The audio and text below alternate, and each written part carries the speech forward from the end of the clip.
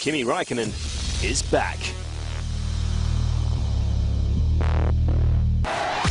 The Iceman shocked the motorsport world by switching codes at the start of last season. The full-time switch just 3 years after winning the Formula One title surprised many, and while there was some doubt he'd be back, his return for a second season was always part of the plan. That always was our first option, and I mean, there was some things that we needed to get sorted out, and in the end it's more or less the same story than last year. So. He was quite committed to do more rallying this year. I'm very happy to be back, because otherwise we would have done 1 year for nothing. Co-driver Kaj Lindstrom's sentiment is one shared throughout the service park. It's very important to carry on and to build something with him for the second year now. There's really no point to do 1 year and then give up and do something else. It's good that he's back here again, and you know, I'm sure he'll get faster as well. I'm happy to see him back, especially because last year was his first season, so it was the first time on every rally. Now it's the second time on every rally, so he will have a bit more experience. As expected, his opening season was a tough transition. Keeping it on the road proved to be the toughest challenge early on.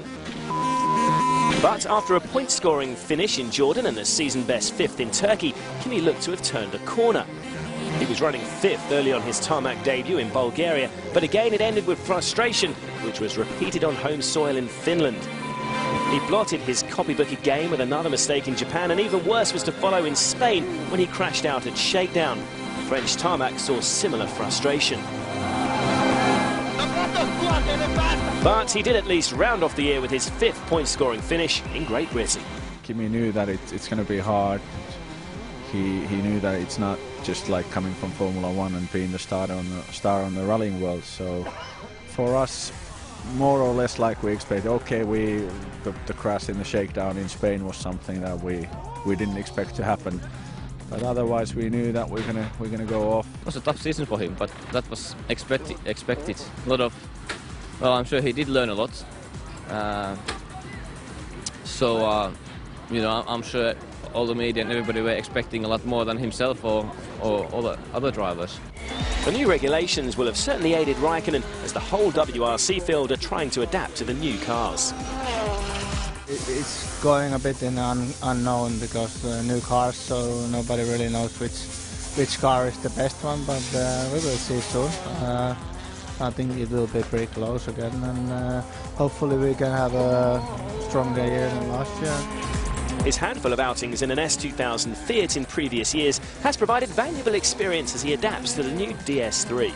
I felt good when we had a test. Of course, not so much testing kilometers, but it feels more like a S2000 car in a way. It feels more light and more easy to turn. And, I quite like it, and so far it has been feeling good.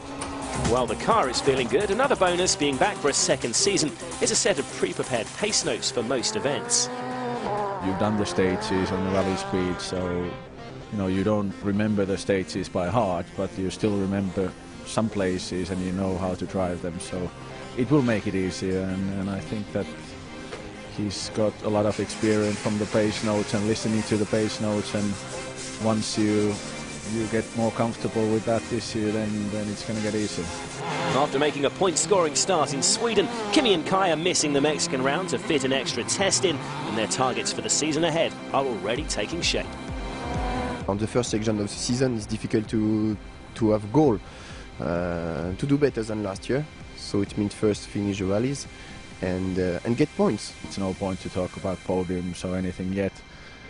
If it happens in one rally, I don't mind, but like I said, it's still a long way to go. We see how it goes. Only the second time, okay, it's easier than the first time, but we try to have a good rallies and see where we end up.